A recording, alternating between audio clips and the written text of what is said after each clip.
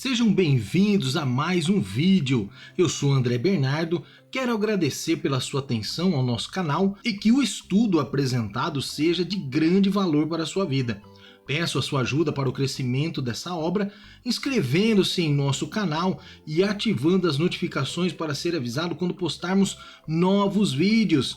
Dê o like no gostei para impulsionar a divulgação desta obra. Subsídio de aula da lição número 9 do terceiro trimestre da revista da Escola Bíblica Dominical da editora CPAD, com o título A Sutileza do Movimento dos Desigrejados. Na síntese 1, diz o seguinte: a reunião da igreja local, o corpo visível de Cristo, é essencial ao crescimento espiritual e pessoal do crente. Vamos refletir sobre os seguintes pontos. Primeiro ponto, movimento dos desigrejados. Segundo ponto, visão e prática dos desigrejados. E terceiro ponto, a verdadeira natureza da igreja do Novo Testamento. A leitura base do subsídio de hoje encontra-se em Hebreus, capítulo 10, do verso 19 a 25. Nos acompanhe na leitura. Tendo, pois, irmãos, ousadia para entrar no santuário, pelo sangue de Jesus, pelo novo e vivo caminho que ele nos consagrou pelo véu, isto é, pela sua carne, e tendo um grande sacerdote sobre a casa de Deus, cheguemo-nos com verdadeiro coração e inteira certeza de fé, tendo o coração purificado da má consciência e o corpo lavado com água limpa. Retenhamos firmes a confissão de nossa esperança, porque fiel é o que prometeu. E consideremo-nos uns aos outros para nos estimularmos ao amor e às boas obras, não deixando a nossa congregação, como é de costume de alguns, antes admoestemo-nos uns aos outros, e tanto mais quanto vedes que vai aproximando aquele dia. A síntese 2 diz o seguinte: desigrejados, cristãos sem igreja, religiosos que dizem não possuir hierarquia religiosa, código doutrinário, nem estrutura arquitetônica, dizem serem o legítimo modelo de igreja no Novo Testamento e reproduzem os hábitos dos cristãos primitivos. Significado literário: igreja, do latim ecclesia, significa templo, local de reuniões e ensinamentos, um conjunto de pessoas unidas pela mesma fé. E na sociologia, a igreja é um grupo religioso organizado e institucionalizado. A palavra igreja vem originalmente da língua grega ecclesia, que é a combinação da preposição ek com o verbo kaleo, sendo que ek tem o sentido de para fora e kaleo o sentido de eu convoco. O resultado seria o substantivo eclesia, com o sentido etimológico de chamados para fora ou convocados para fora. Em sua origem, a palavra igreja vem do contexto democrático ateniense com uso político, onde os cidadãos eram chamados para fora de suas casas para se reunirem publicamente na praça a fim de tratarem e deliberarem sobre a administração da cidade. Na cidade de Atenas, Grécia, havia um regime democrático direto, modismo, aquilo que é transitório e está em moda, tendo, portanto, caráter passageiro. Ponto de atenção: o assunto discutido nessa lição não está relacionado a cristãos que, por motivos de doença, dificuldade de locomoção ou que está em trânsito por causa do trabalho e justificam sua ausência, caracterizam um desigrejado, mas são aqueles que poderiam estar, tem condições de estar congregando, mas opta em não congregar por não aceitar a organização, a doutrina, os dogmas e a hierarquia da igreja, alegando suposto ensino empreendido pela igreja primitiva. Primeiro ponto, movimento dos desigrejados. Os desigrejados são contra toda forma de organização e institucionalização da igreja. Alegam que na igreja primitiva não havia instituição alguma. Dizem que a institucionalização da igreja só começou quando Constantino, o imperador romano, assumiu as rédeas da igreja e a converteu numa organização. Vejamos que a palavra nos revela em detrimento à missão de Jesus na terra, onde nem Jesus ousou promover algo novo, mas cumprir o que já havia sido determinado. Não cuideis que vim destruir a lei ou os profetas, nem vim abrogar, mas cumprir. Porque em verdade vos digo que, até que o céu e a terra passem, nenhum jota ou tio jamais passará da lei sem que tudo seja cumprido. Mateus capítulo 5, versículo 17 e 18. Este movimento é mais um modismo criado para tentar difundir no meio cristão erros doutrinários. É um ataque à Igreja de Cristo concernente ao que o Senhor orientou aos seus discípulos, passado de geração a geração, chegando até nós. Jesus veio para reunir seu povo, não para dispersá-lo. Vejamos um texto que revela a existência da igreja e a sua organização muito antes de Constantino. E na igreja que estava em Antioquia, havia alguns profetas e doutores, a saber Barnabé e Simeão, chamado Níger, e Lúcio, Cireneu e Manaém, que fora criado com Herodes o tetrarca e Saulo. E servindo eles ao Senhor e jejuando, disse o Espírito Santo: apartai-me a Barnabé e a Saulo para a obra a que os tenho chamado. Então, jejuando e orando e pondo sobre ele as mãos, os despediram. Atos capítulo 13, versículo 1 ao 3. O movimento dos desigrejados no Brasil ganhou força dentro do contexto da pandemia que enfrentamos entre 2020 e 2021, devido aos lockdowns e fechamentos das igrejas, mas essa heresia já existia há um bom tempo, não somente em nosso país, mas em muitos outros. Muitas pessoas já insatisfeitas, magoadas ou que realmente desejavam sair de suas comunidades por não aceitarem o regime eclesiástico de sua igreja, aproveitaram a oportunidade com as portas das igrejas fechadas para saírem e se juntarem a esse movimento.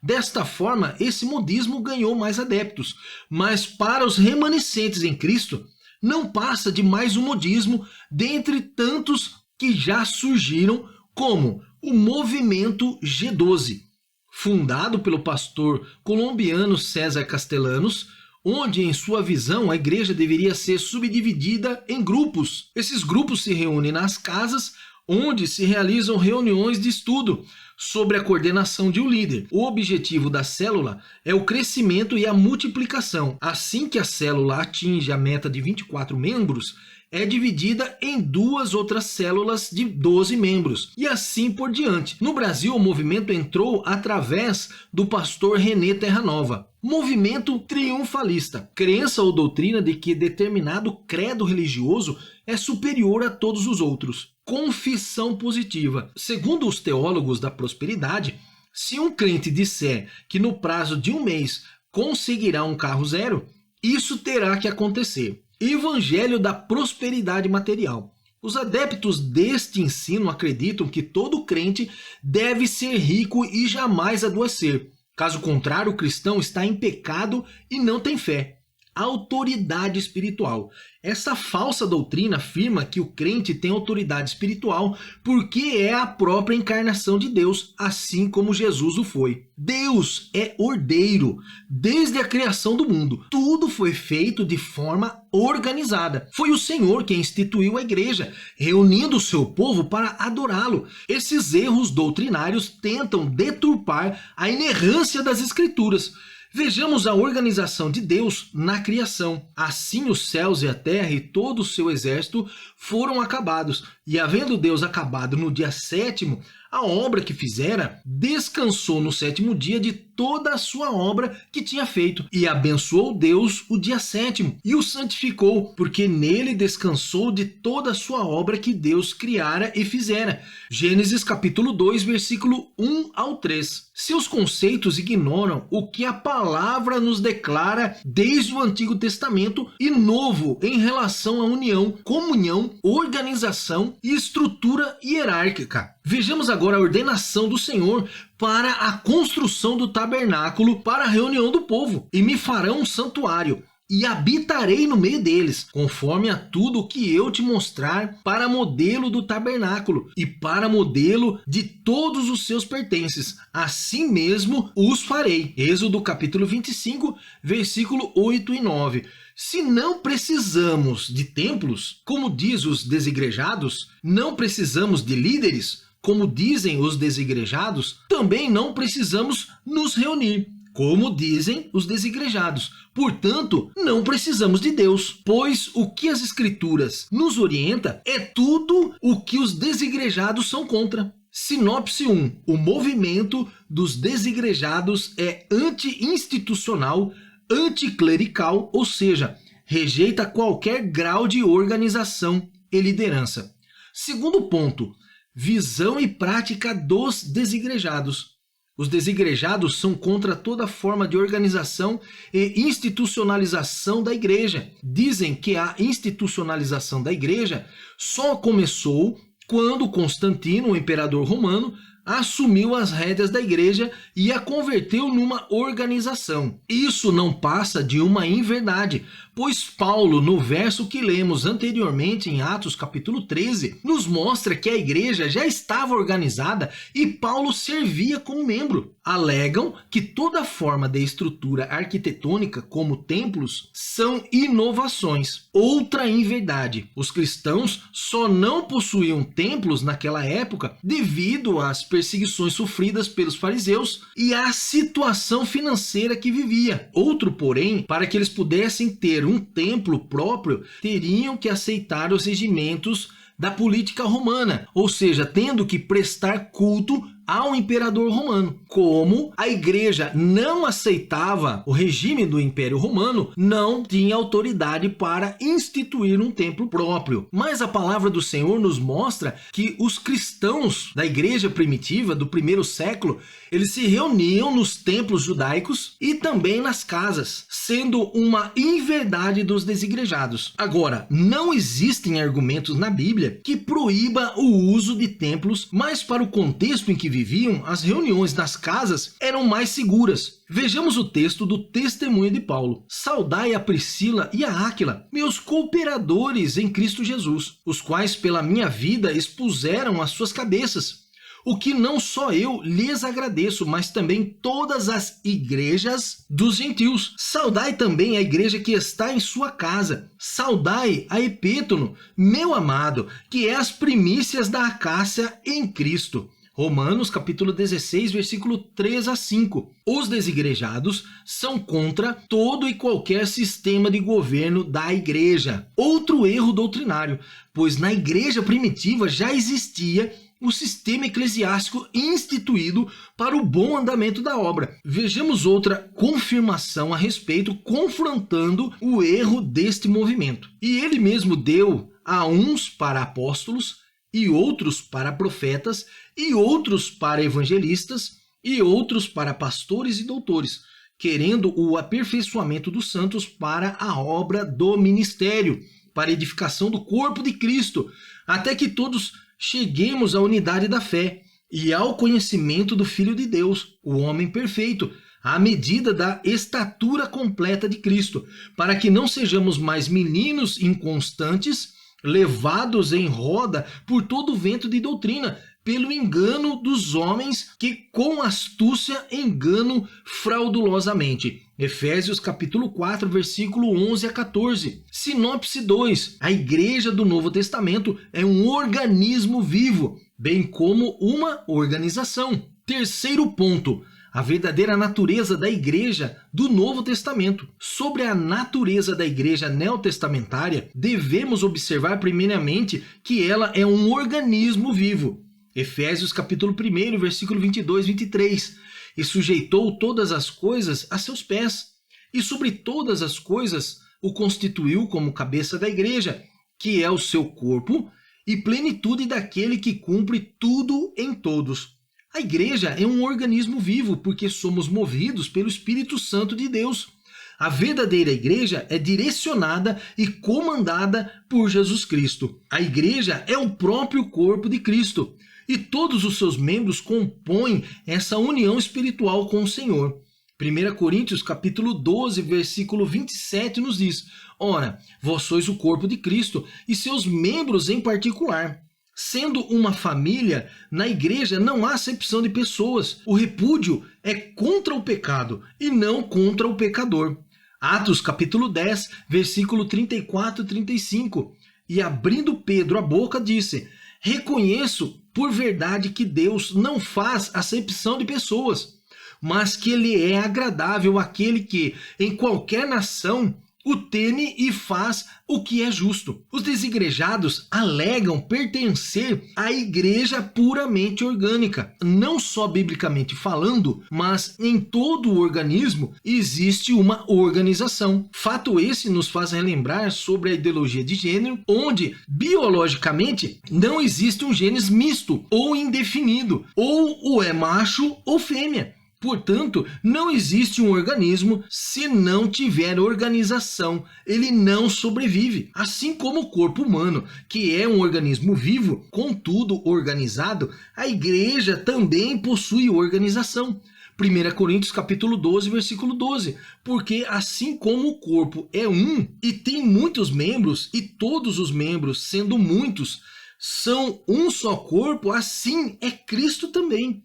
A igreja primitiva possui um sistema de governo derrubando a ideia dos desigrejados em relação ao repúdio a todo e qualquer regime eclesiástico. Vejamos Efésios capítulo 4, versículo 11 e 12. E ele mesmo deu uns para apóstolos, e outros para profetas, e outros para evangelistas, e outros para pastores e doutores, querendo o aperfeiçoamento dos santos para a obra do ministério, para a edificação do corpo de Cristo. A verdadeira igreja precisa ter um sistema disciplinar, e a igreja primitiva possuía isso, quebrando mais uma vez a falácia dos sem igreja sobre o assunto. Vejamos também 2 Tessalonicenses capítulo 3, versículos 6 e 7. Mando-vos, porém, irmãos, em nome de nosso Senhor Jesus Cristo, que vos aparteis de todo o irmão que anda desordenadamente, e não segundo a tradição de que de nós recebeu, porque vós mesmos sabeis como convém imitar-nos, pois que não nos ouvemos desordenadamente entre vós. Em acordo com tudo o que estudamos, debruçando sobre as Escrituras, que é a nossa direção, nosso mapa, querer uma igreja sem um sistema eclesiástico, sem um pastor, é como construir uma casa na areia, não terá sustentação. A igreja é a família de Deus com uma missão determinada na terra. Paulo nos mostra essa verdade. Efésios capítulo 2, versículo 19 e Efésios capítulo 3, versículo 10. Assim que já não sois estrangeiros, nem forasteiros, mas concidadãos dos santos e da família de Deus, para que agora, pela igreja, a multiforme sabedoria de Deus seja conhecida dos principados e potestades nos céus. A missão da verdadeira igreja de Cristo é regimentada pela premissa da missão de Cristo, a salvação do povo.